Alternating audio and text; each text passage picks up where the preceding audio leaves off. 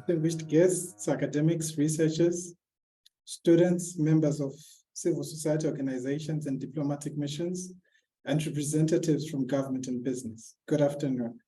My name is Anthony Kaziboni. I'm head of research at the University of Johannesburg's Institute for the Future of Knowledge.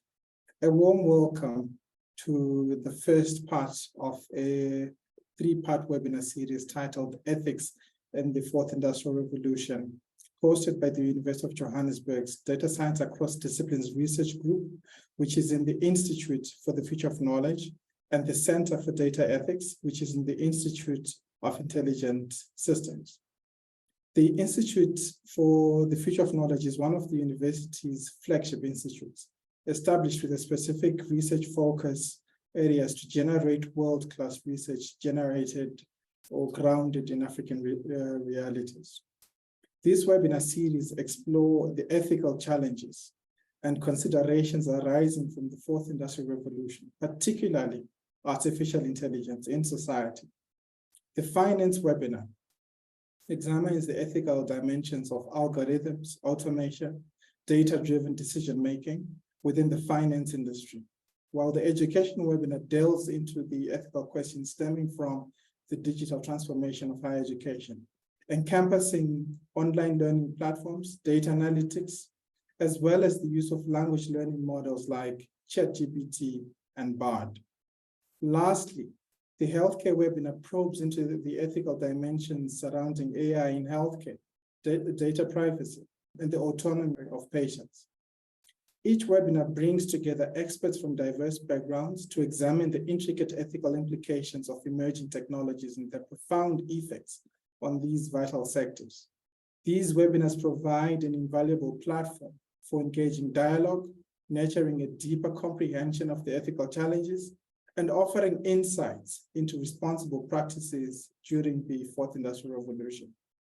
Today's speaker is Professor Terrence, who holds the Nedbank Research and Innovation Chair here at the University of Johannesburg, where he is a professor in the Institute for Intelligent Systems. He is an NRF-rated scientist who holds a doctorate from the University of Johannesburg. Professor Van Zyl has more than 15 years of experience researching and innovating large-scale streaming analytics systems for government and industry. He has previously served as South Africa as a sub-chair within the Committee on Earth Observation Satellites and as part of the South African delegation to the GEO Ministerium. He has received several awards, including the Meraka Institute Innovation Excellence Award, Council for Scientific and Industrial Research Einstein Special Award, and the IEEE Committee on Earth Observation Medal for merited service. His research interests include data-driven science and engineering, prescriptive analytics, machine learning, meta-heuristic optimization, complex adaptive systems, high-performance computing, and AI. Prof. Terrence, you have 30 minutes to talk to us about interrogating the efficacy of generative AI in finance, the case of South Africa. The floor is yours. Thank you for the introduction. So I have 30 minutes over here. Ethics in the 4IR. Part one, apparently there's going to be 3 parts of this. Interrogating the efficacy of generative AI in finance, the case of South Africa. So just to set the context for our discussion, I was given a brief by Professor Tapiwe. Unfortunately, he's not able to join us today. He was going to have an intense debate with me, I believe.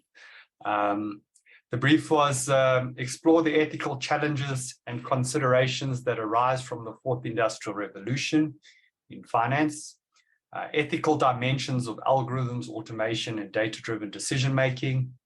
The intention of this series of webinars is a platform for dialogue, ethical challenges, and responsible practices. So dialogue around these specific areas.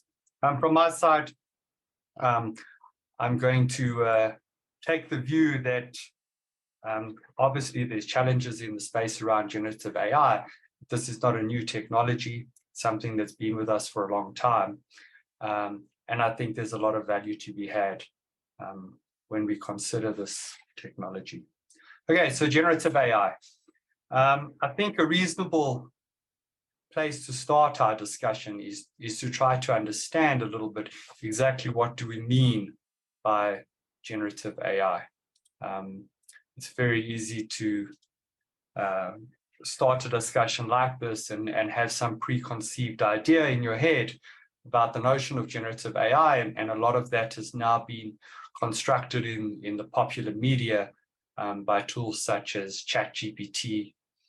We're seeing a lot of that in DALL-E and the likes of these types of tools, but maybe we need to take a step backwards and understand what exactly is this thing called generative AI.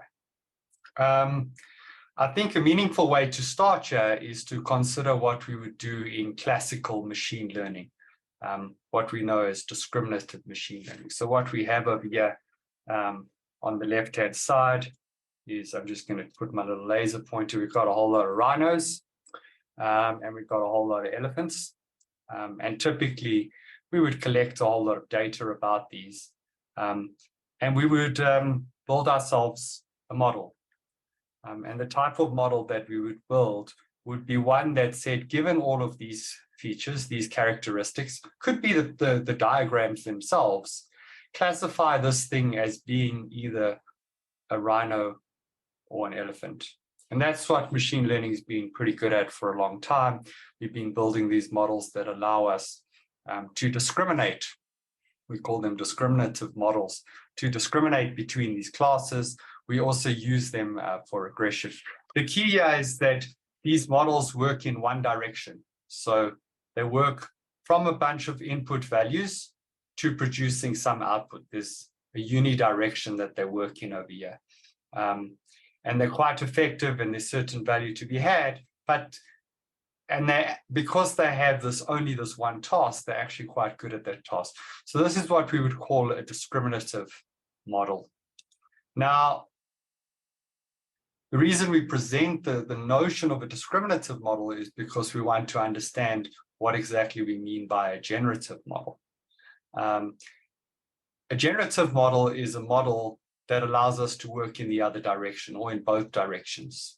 So it's not just the case that we can say to it, listen, here's some input features, tell me, is this a rhino or elephant? We want to be able to say, listen, here's a rhino, generate one for me, generate an instance of this class. In order to do that, statistically, we need to be able to have some sort of idea of what the distribution is of all possible rhinos, or the distribution of all possible elephants. And then if we feed some random noise over here or an indication, it should generate us one instance from this class. So this is what we mean by a generative model. It's a model that's able to work in both directions. These models are specifically rich and really useful in certain contexts. So just to make that a little bit more clear, how would a tool like DALL-E or one of these tools be working compared to a classical machine learning model? In the discriminative case, yeah, you would pass in your picture of a dog. There would be some model that's been learned, a discriminative model that exists. This model has some kind of a decision boundary and is able to say, hey, you know what? This example you're showing me over here, it's on this side of the boundary, it's a dog. The way these generative models work is we can pass in a whole lot of noise like this, so white noise in the case of something where it's image-based. And what it will then do is it can actually go and generate us an example from that distribution, where it's actually learned the distribution over all possible dogs or over all possible cats.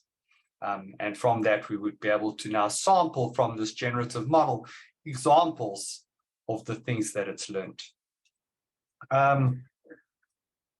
So if these generative models have been around with us for quite a long time, which they have, and they're used quite extensively in a number of fields, why all of the hype all of a sudden? There's a couple of things that contribute to this, and I think primarily is the fact that they're starting to produce content, so we can sample from these distributions content that humans, the average human, can interrogate in terms of like, that looks kind of realistic. That looks like a realistic image of something, or that looks like realistic sentences. So they become really, really effective at generating content that we don't need special metrics to go and measure to determine how good that generated content is. And specifically in the case of ChatGPT, the type of content that it's producing is sentences. And you can think about what we might be doing in terms of a generative model. We're pushing in, on the one side, rhino, and then it's producing sentences about rhinos, a massive amount of sentences about these rhinos. And so we can push in more context on this side, and it will push out a whole lot of text about the context we're giving it. And that's quite interesting because now suddenly we're able to generate all of this content. And actual fact, on some level, I think one of the things that had many of us in the AI space didn't think that being able to build models that could represent complex distributions like language and complex distributions over things like images was going to be that easy. And it turned out with enough data and enough compute cycles, and we're not talking about a trivial amount of compute cycles here. I think we're talking orders of compute cycles greater than what is available in South Africa, say, for instance, if we all got together and clubbed our compute capabilities together. But with that amount, these large corporations are able to train these massive models that can generate language or images and art and the likes of these things. So that really sets the context for what do we mean by a generative model. So it's a much broader thing than just ChatGPT and OpenAI's model. There's many, many generative models. So then the question is, in terms of the brief, how do these generative models add value for, say, for instance, finance? So how would we use these things in the financial context? I know this is quite a busy slide, but it's predominantly there to remind me of the things that I want to talk about. So the first and probably most dominant space that I see where generative AI has value in finance is in spaces where we are data scarce. Why is that? Because it allows us to synthesize data. It allows us to create new data. We don't have to observe the real world, and we don't have to build complex simulations. So typically, if you wanted to go and do some sort of study, you would either need to observe the real world, or you'd need to have some simulation of the real world. And then based on that, you would generate data, and then you could use that data for interrogation. The interesting thing about rich generative models is we can actually get this model to synthesize new data for us, and we can use that data in a number of ways. So data scarce financial applications, almost all financial applications are data scarce. Time series on financial instruments, we only have a single time series.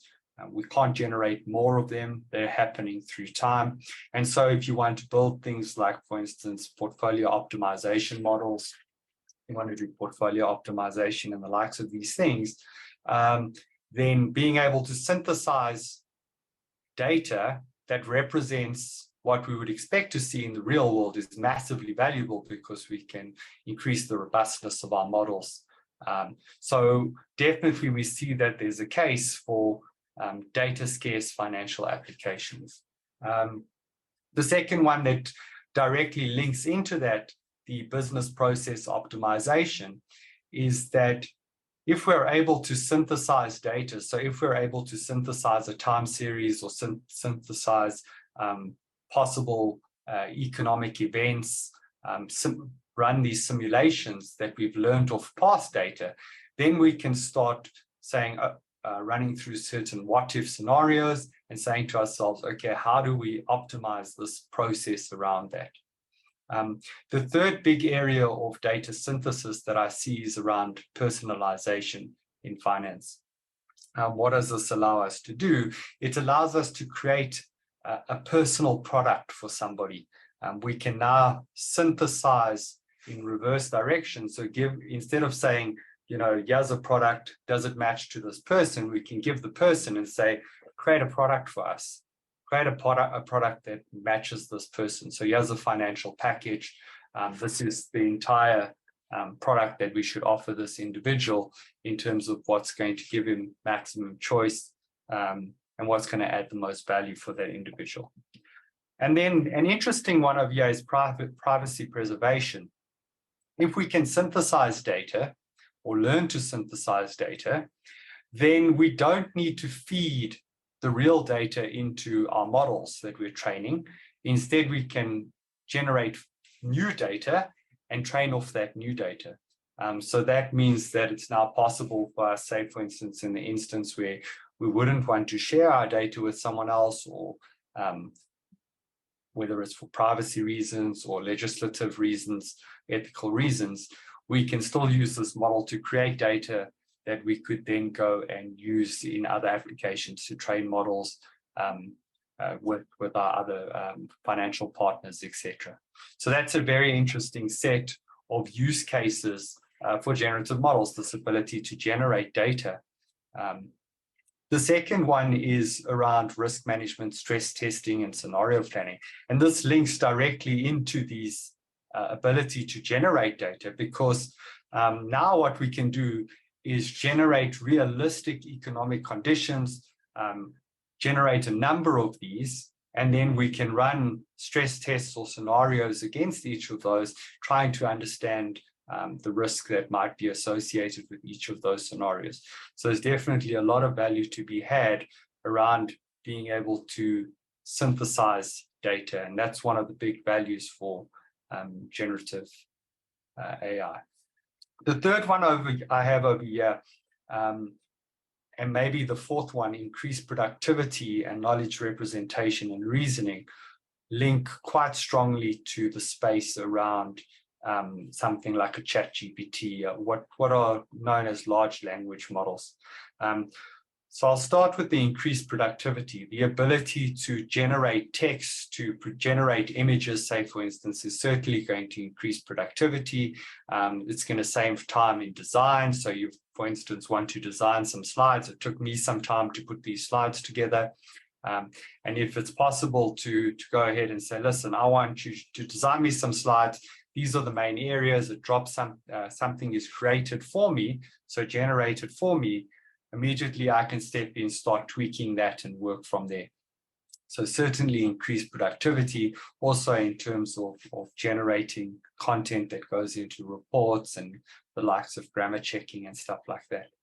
But even bigger than that, and I think this piece of, the knowledge representation for me is one of the great values in generative AI.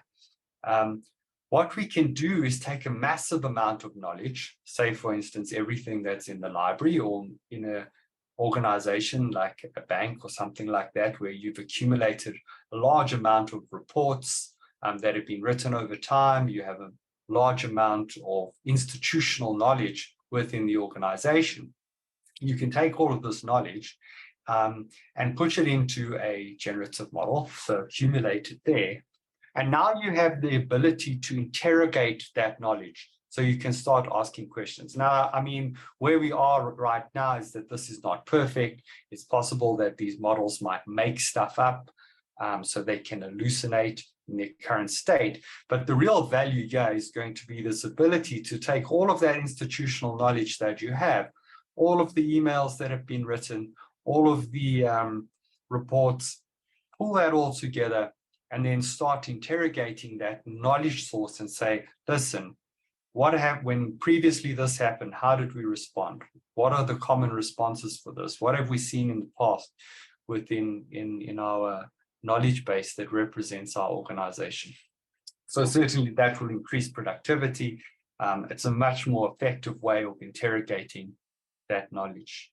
Another place that certainly value to be had is that these generative models allow us to deal with things like fraud and anomaly detection. There's certain security applications around them as well, where they can be valuable in this space. We can do some sort of security testing and the likes of those things. So these are just some of the areas where I see a lot of value to be had within finance. And, just going through research, I guess, and looking at papers that have been written, you will see many of these areas have been touched on recently, trying to understand how we can use these generative models in order to, improve in our financial applications. Okay, so that being said, then, understanding, there's a large number of potential applications, and understanding, what generative AI can do for us, I think it raises there's probably so many questions, but these are 4 that sort of popped into my mind the moment I started thinking a little bit deeper about this. And the first one was, are we memorizing the data? So is it the case that we are just memorizing all the data that was there? And you can see this is kind of an issue that the creative industry is having with organizations like OpenAI and the whole space around generative models. Is they're saying, you've just memorized what we already produced. And it's actually plagiarism, what you're doing. There's nothing novel here. And I think that links directly into the second question, which is there really creativity here? Is this coming up with something new? What's really happening under the hood? And then 2 additional questions. One, which is, can we hack the model? So can we, break into it? Can we get it to do the wrong things? And then along the same vein, but maybe less nefarious, can we interrogate the model? Can we ask it, listen, why are you saying that? Why have you come up with that specific explanation? So I'll try to answer these a little bit just so that we have them available for our discussion. It turns out we're not memorizing the data, but certainly we are interpolating between the data points that we have. So what does that mean? So this would be extrapolation, and this is important. So this is outside of the data that you have. You would be extrapolating. But what we're doing when we're interrogating or sampling from a generative model, especially one that's used deep learning, so it's been in this, what we would call the double descent on the far side of this threshold. So these models are massive. There's almost more parameters in these models than the amount of data that they're seeing. What we've come to understand in recent times is that we're interpolating between the data points. So when we ask something about this point over here, it's giving us sort of the average between those 2 data points. So we're not memorizing the data, but we're certainly interpolating between the data that we have. The second question is, and linked directly to this notion of interpolation then, is there really creativity here? And I haven't got a sense of art in terms of creativity, so I'm going to talk about it in 2 other ways. The one is, are we able to generate out of domain samples, and can we generate between domain samples? So what do we mean by out of domain samples? Well, if this was everything that you learned from all of these vehicles in this cloud, would you be able to generate this bottom truck here? And the answer is no, because this is out of your domain that you learned from.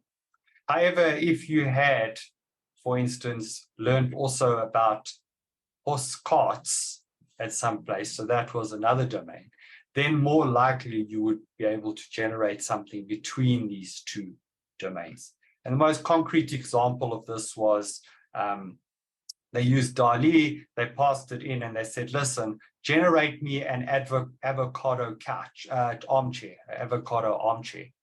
And DALL-E went off and produced a whole lot of these images of avocado armchairs. So combining the idea of an avocado and the idea of an armchair, and it came up with these designs for this.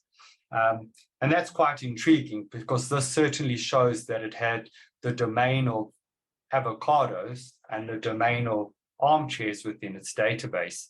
And it was able to interpolate between those two domains and come up with something creative in that space.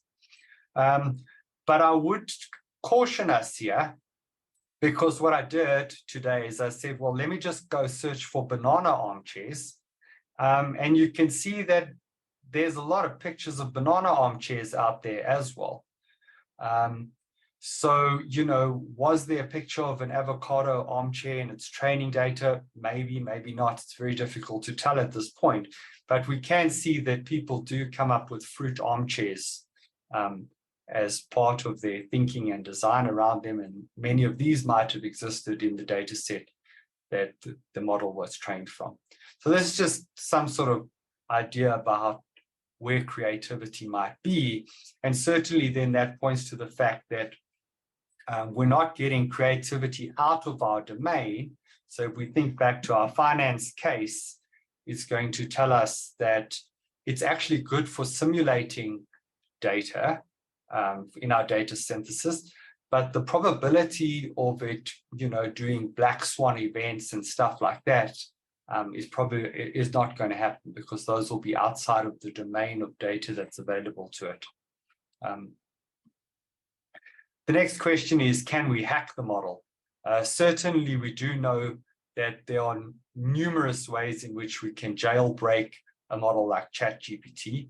And people have been spending a lot of time trying to see how they can take the ethical rails off ChatGPT, and in so doing, get it to respond in ways that were not expected. But this is even more interesting to me. So this idea is, given a generative model where we fed in certain characteristics about people, can we re-identify the people that the model was trained on? And in this specific study over here, it was just one example I brought up. They said that 99.98% of the Americans would be correctly re-identified. So if you had that generative model, you would be able to go figure out who the person was that the model was trained on, even though these models had incomplete data, missing data inside there. So there is issues around being able to hack these models. We might be able to recover private information about individuals from within inside the models. Finally, can we interrogate these models? And what do we mean by that is, you know, can this model explain itself? And the answer to this is maybe. The types of mechanisms that we have available to us right now, I don't feel confident in them, in the sense that they would provide us with a sufficiently good explanation. They're post hoc explanations. But really, when we're talking about the notion of explainability, it's actually whether we can trust the model.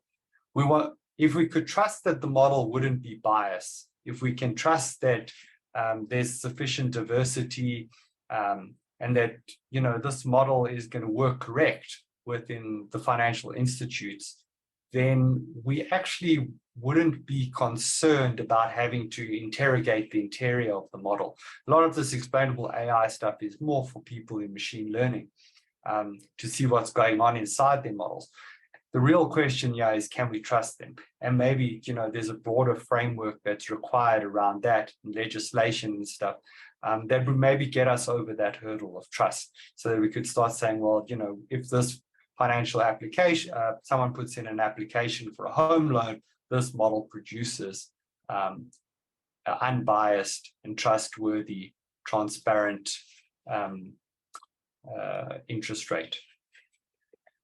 And then the last slide over here, since we want to tie this all back to South Africa, what is different about South Africa then that is a challenge for these models? And I think primarily our greatest challenge is probably diversity, which is not a bad thing. but it is a challenge when it comes to a generative model. If we think back to this notion of interpolation, if we think back to the notion that where the out of domain or in domain and how it's generating, if you don't have from each domain a representative amount of data, so from each area, from each part of our population, you are going to have certain parts of the generative model that are data scarce. And so because of our massive diversity, it will be important for us to ensure that the generative models that we put in place are able to take all of that into account. Our 11 languages, all of these different things are going to have to be in these models. In terms of data scarcity within the South African context, I have a sense that certain populations that we would want to touch in terms of the diversity might also not have the means to generate data. And what I mean by that in terms of digital transformation that may have happened in certain rural environments hasn't reached the sort of level that we would want to generate data in those spaces, so that this generative model is going to be able to generate across all of those domains. But certainly, I think the financial industry would want to tackle this issue because there's a lot of value to be had. They're often thinking about the unbanked, also specifically looking at those people that don't have credit history and the likes of these things. They would like them to bring them into the financial system. Okay, so that's some references. And I think I've managed to try and get all of that in 30 minutes, or as close to 30 minutes as I could. Thank you so much. You kept to time. Prof, as you rightly noted, generative AI holds a lot of potential to transform South Africa's financial industry. Your presentation greatly indicated the degree to which generative AI can work. As a sociologist by training, I always declare that up front. I worry about the outliers and the possibility of further marginalizing of people. So we need to be aware of the country's context, racially and class-wise. One of the main issues that Professor Chagonda raised was the reliability of financial data that's being used to train AI models. Do we even have enough data? So given the pervasive inequalities in the country along racial lines, class lines, gender disparities, geographical lines, I liked that that map, if I can call it, that you showed with the different provinces and different landscapes that speaks to them. So there's a risk that AI models could unintentionally perpetuate these disparities or even discriminate against certain groups. It is crucial to ensure that technology is used responsibly. I'm quite interested in ChatGPT. It's something I've been working with, and just pushing it to, just pushing its boundaries, not trying to make it not trying to break it in a sense of it removing its restrictions. So again, you noted critical decisions such as approving bank loans, home loans should not solely be left to AI without human oversight. It's always important to augment technology with human beings so that we work together.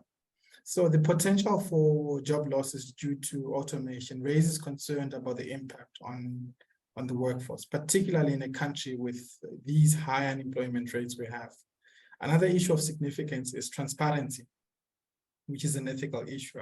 Users must have a clear understanding of how generative AI is making financial decisions and be able to hold the technology accountable for its actions. We need to implement regulations within the country, particularly around financial services, that are vital to ensure that where generative AI is deployed, there's safety and everyone across can benefit. accessibility and language barriers also need to be addressed.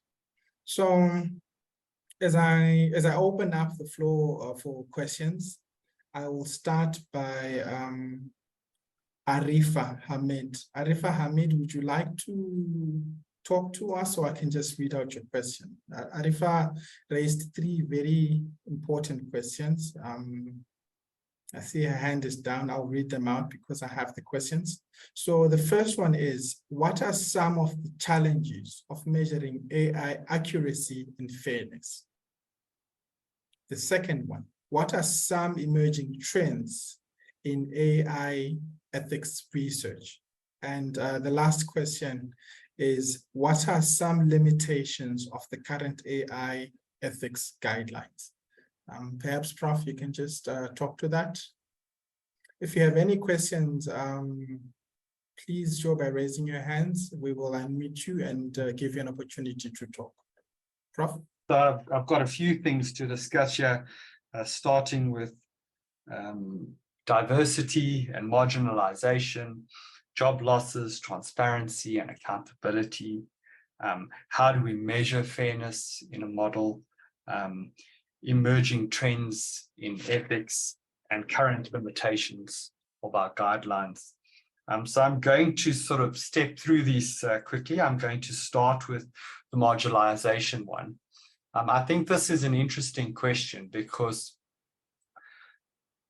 for me, I feel, and my sense of it is, that any business, and I'm taking this now from a purely capitalistic point of view, that doesn't take the opportunity to modify its technology so that it can provide a service to these groups of individuals, they're missing an opportunity to make money. There's profit being lost in that.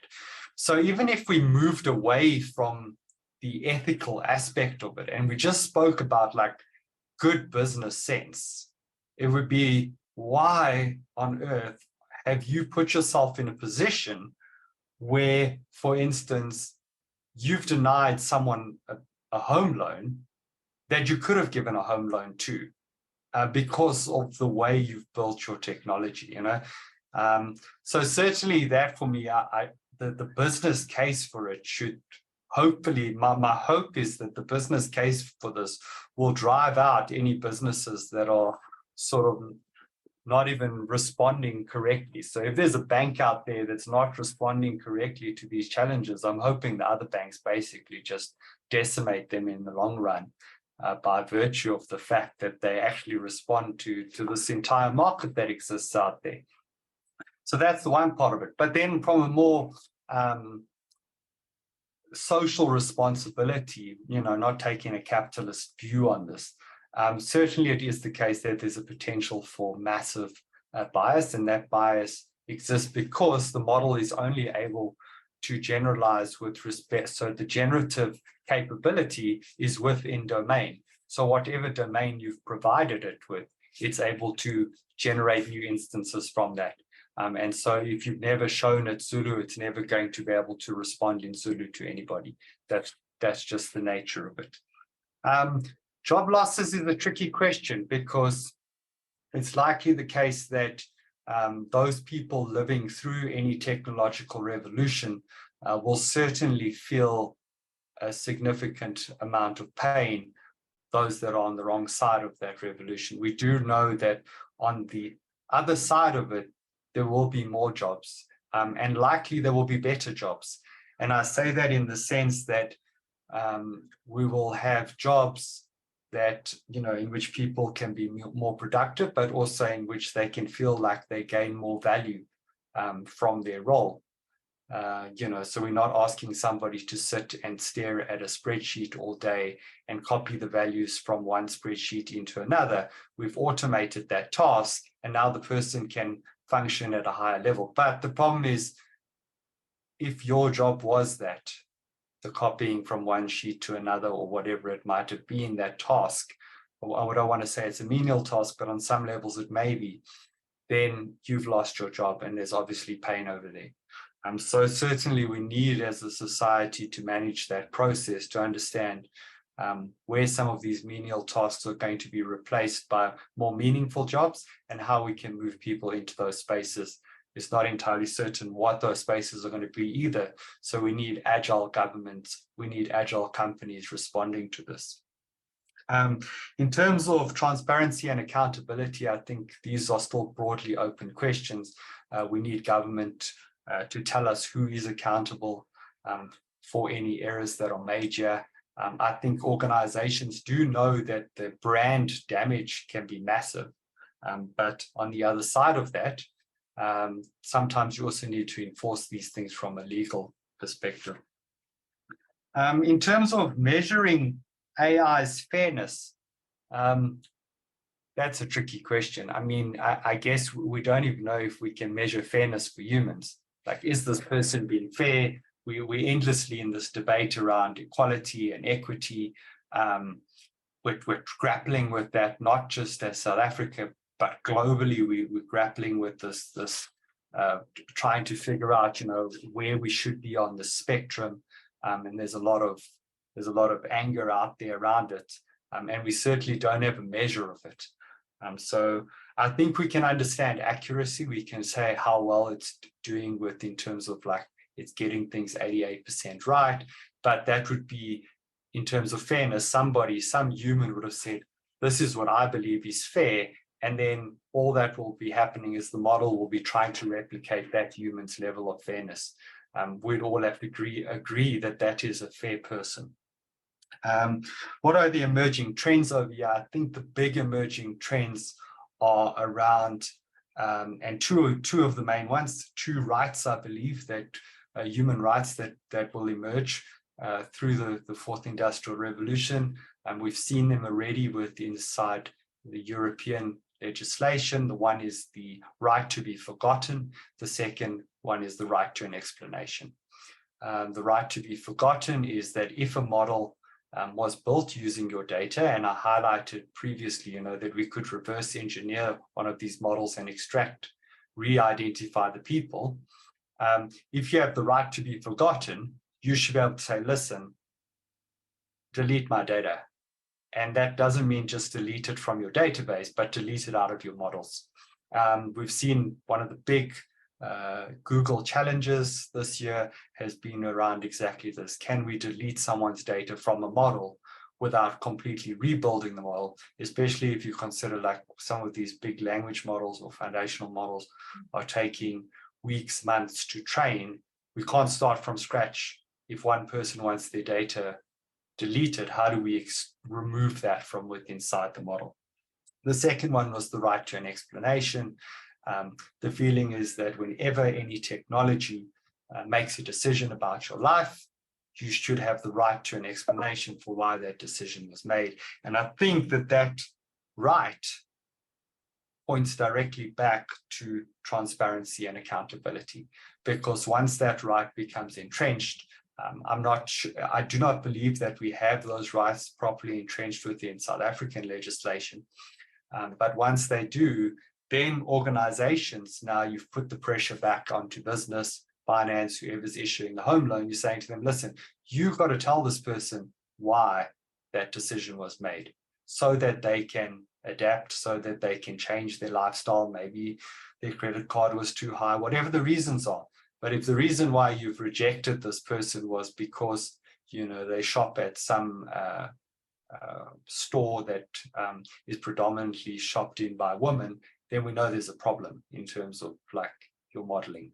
And that transparency, having that transparency is going to bubble that up. And so then as society, we'll be able to respond appropriately. And so I think that last statement also links directly back to our current limitations, because, within the South African context, we haven't started to think about these rights. I do know that within the European context, they certainly are starting to think about these rights. And I don't even know if the Americans care about these rights per se. In that respect, they're pretty similar to the Chinese, I guess, although they tout themselves as very different. But so we certainly have different countries, different views, and there's certainly societal views that need to address this. I want to just emphasize a different dimension on jobs and then ask a question. Now, on jobs, I think there are three categories of jobs. One are the jobs destroyed. Number two are the modified jobs. And then number three are the new jobs. So some jobs are going to disappear completely. Some jobs will be modified and there'll be new jobs. But for us to prepare for the modified jobs and also for the new jobs, we need reskilling, we need new competencies, and we need new capabilities. What are some of the new skills, the new capabilities that we require in finance so that we take advantage of the modified jobs and the new jobs in finance? Mm-hmm. So, I mean, I'm not even going to I'll try to answer on a financial specific perspective, but we can just start in general. One of the most interesting things that I saw was prompt engineers, a person that knows how to use ChatGPT, and has that person been given that skill? There was a time when it was quite something to have the skill to use Excel. And, you know, we started to say, listen, we've got to make sure everybody can use a word processor. We got to make sure everybody can use Excel. We got to make sure everybody can use email. It's going to be the case that we need to make sure that everybody can use ChatGPT or the equivalent of a large language model, that they know how to interrogate it, that they know how to extract the relevant knowledge from that large language model. So there already we're seeing a very interesting space. Modified jobs. I think some of the interesting things here actually relate to building these AI systems. One of the difficulties is understanding what humans need, understanding what humans want, and translating that into technology. And so there's a whole group of roles that will emerge or be modified around project management, around, for instance, business analysis, that will become more cognizant of these AI capabilities. And so you will have people that will be able to talk to the business, talk to the customer, understand what their needs are, and translate that into AI, and what kind of AI systems need to be built to be able to respond to that kind of example. So certainly we will see that happen. The third will be a class of jobs around interpreting the outputs of these models. So given that sometimes the outputs of these models can be quite complex, what's going to be required are the skills to actually say, okay, well, it spat out these results to me. What does that mean? How do I use that meaningfully in my job? How do I take that value and turn it into a decision? How do I add value to my day-to-day role? How do I increase my productivity as a result of what's been put out? And certainly some of these are soft skills, or what we would refer to as soft skills, but actually they're not that soft. They're actually skills that everyone needs to have when working in a business environment. So certainly I think that this will be across business, and even so, especially in places like finance, we're certainly going to see, a financial institution ranges everything from customer service through to, assessing people's risk and investing money. And certainly some of it will be very technical stuff, like, for instance, coming up with the scenario planning and financial models and stuff like that. But a lot of it's going to be interacting with customers, AI models that interact with those customers, maybe people using models to determine whether someone should get a home loan or not, and being able to interpret what the model just told them and communicate that to the customer on the other side of the line, who you're saying, listen, we've decided to give you 11.2% interest, whatever it might be. So certainly, yes, I think that there are a lot of interesting skills, but some of them we never predicted. So prompt engineers for ChatGPT, no one saw that coming. Within 3 months, that job role existed. And that's why I say the agility is so key. We need people dedicated to this agility. Thanks, Prof. If I can challenge you a little bit. So I like how you discussed the global northern progression around legislation where people can request to be deleted from certain data sets and have the right to not take part, essentially. When looking at this and our own context, because let's try and imagine how we can employ generative AI within the finance space across sectors. What would happen if there was not enough data? So I'm asking this because our population is quite diverse. It's extremely diverse. Would we have enough data to teach these generative AI models? I ask this because ChatGPT, for example, was exposed to over 570 gig of data text for it to do what it does. How much data do we need to have a working model in the generative AI model working in South Africa? Yeah. Do we have enough data across the diversity? Probably not. But there is something interesting here, and I think it raises a research challenge for South Africa. And, often we think, oh, everything's already been solved. But these are the kind of areas that are exciting because given that there's diversity and given that there's certain overlap, to what extent can we exploit the overlap that exists within the population and then focus, create generative models that we call it few-shot learning, where we only showed a small amount of data. So to what extent could we, for instance, exploit what is generally known about South Africans, the sort of commonalities, the way we refer to Boerewors, say, for instance, or whatever it might be. And then there's obviously the specifics within each community. Some refer to it as a kota, others will refer to it as a others and a bunny chow. So each of these unique contexts, there's the research challenge. There's the opportunity for us in South Africa to push the boundaries of the technology so that it can respond to that. That's where the financial industry and these industries should be thinking, okay, here's a chance for us to push the boundaries of this technology where the global north is not concerned, where they're not even interested, where China is not going to be interested because of their population size, and where we really can embrace a task like that, and where it would be valuable to the whole of Southern Africa, where we have who have similar challenges, Sub-Saharan Africa, who will have similar challenges. We'll take 3 questions, and these are in this order. Tato, Patrai, and then Professor Atamtaba, in that order. Tato. Good greetings to the session, and thank you for this wonderful data science across discipline in the Future of Knowledge, Institute for the Future Knowledge.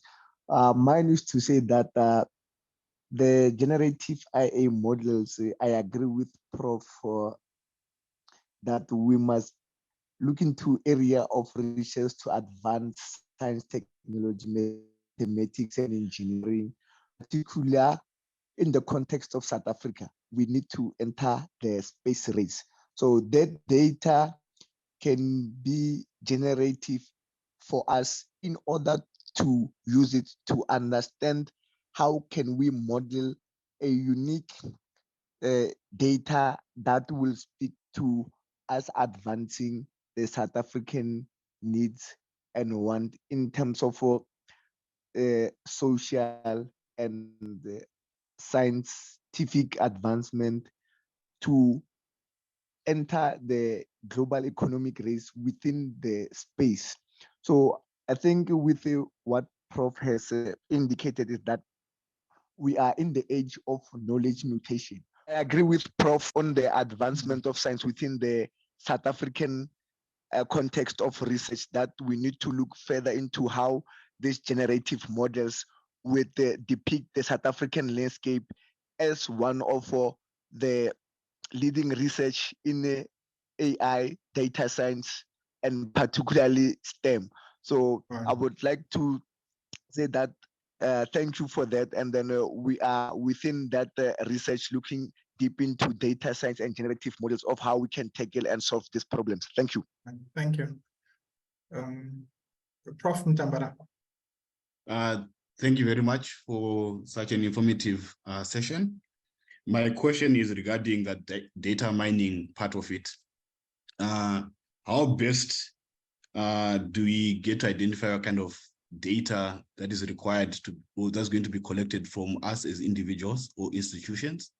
And how best can we then protect ourselves as an individual or as an institution when they are doing this data mining in terms of financial data mining that will be being processed in the next coming few years?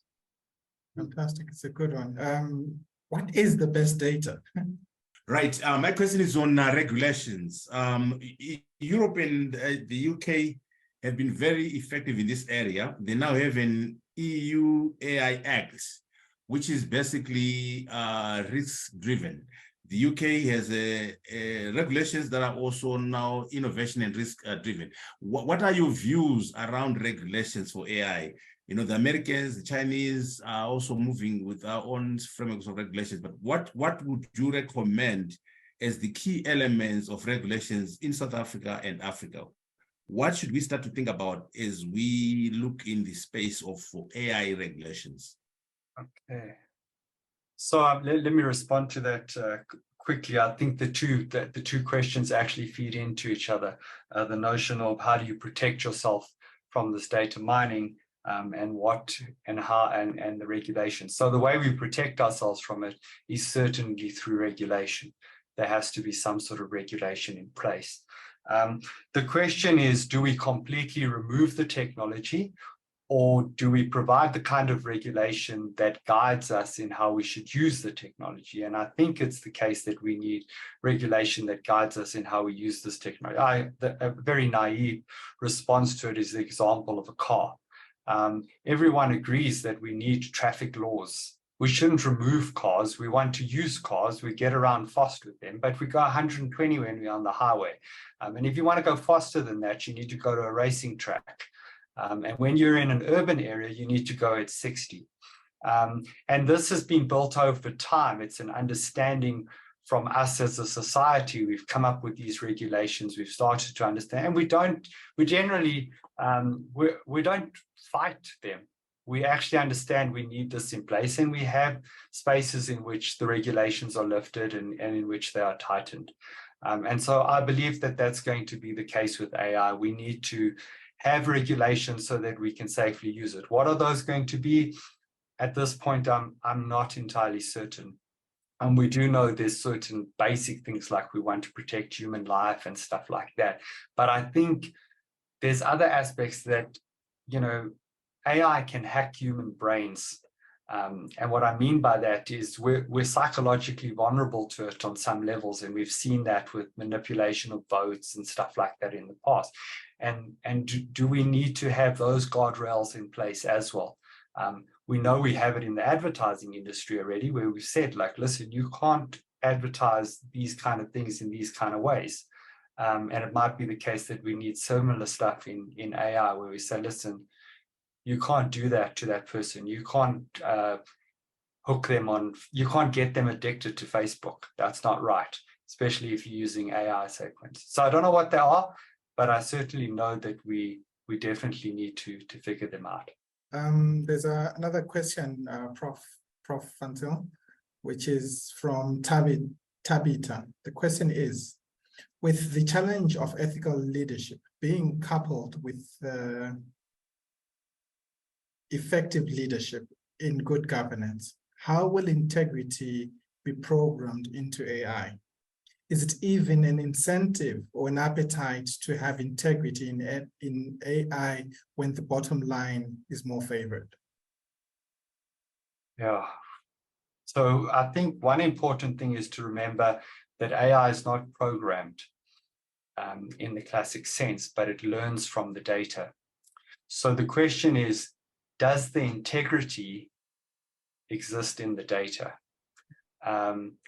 And up until now, probably whatever the business practices have been in the past is sitting in our current knowledge base that we have within financial industries, the way they've been responding. So if they took that data and went and trained models using it, it would respond in exactly the same way as we have in the past. It would learn that, that's the way to respond. What is the exercise here? I don't fully understand. Do we go back and curate all the data we have, try to find out all the instances that lacked integrity? Do we put some kind of constraints on the outside? I don't think we even know how to do that quite yet. It's another one of these areas that is open for us that we need to understand. Given that you have a set of, the broader question, the broader idea is that there may exist some bias in the data, a bias towards a certain type of behavior. And if that happens, how do you remove it? And we're not entirely certain how to do that yet. You would need to collect large amounts of data in which people acted right, and we're not sure how we do that. So looking at the banking sector, for example, how would you imagine the implementation of generative AI within the context of South Africa? Let's also think about the disparities that are there racially and class-wise in terms of access to money and generally access to banking. Yeah. How would we do this? So if we throw away that there isn't the business incentive to do this right, so that these businesses aren't thinking to themselves, you know what, in 5 years' time, there's a massive migration from rural into urban. There's going to be this large amount of unbanked individuals that have no credit record, and I want to be in a position to access that. And we saw certain banks do this already, like Capitec and Africa Bank. They did it, and they hit those populations. And other areas of financial industry, such as medical aid, have failed in this regard because none of them has sort of tapped into that sort of uninsured, health insured space yet. So given all of that, if we put that aside, the only way to enforce it would be some sort of legislation. We've seen that before, for instance, with mobile, where the requirements have been that if you want to service this specific area in terms of mobile, so you want to put a tower up in Gauteng, you need to put one up in this rural area as well. So you can't just have all the rich spots, you need to also have diversity in terms of where you're servicing with your mobile technology. We would have to have a similar sort of idea where we push these constraints back on organizations and say, well, if you're going to provide this AI-related technology to this portion of the population, you need to also be able to respond to them. So, for instance, a requirement around language. You can't just have a model that is able to automatically respond to individuals. So say you've got this help desk that's a AI help desk, it can't just use English. It must use at least 4 or 5 of our languages. The moment you do that, they have to go and figure the problem out. They've got to build this thing correctly. So I think that those are the mechanisms to ensure that diversity exists by a pushback from society, but also from government. I don't see any hands. I'm quite happy with the discussion we've had. Terrence, any last comments? Don't be scared of technology. All right. Thank you. And then from my side, just to sum up, generative AI presents a lot of opportunities, and it also poses a lot of ethical challenges that we need to grapple with as a people. While it has the potential to change industries and the economy, there should be careful considerations around biases, security risks, and also bearing in mind the kind of diversity we have in the country. Next week, at the same time, we'll be discussing part 2 of the webinar series, which is Ethical Horizons, Navigating Technology use in higher education. I'll be chairing this session. Until then, keep well. The University of Johannesburg, the future reimagined.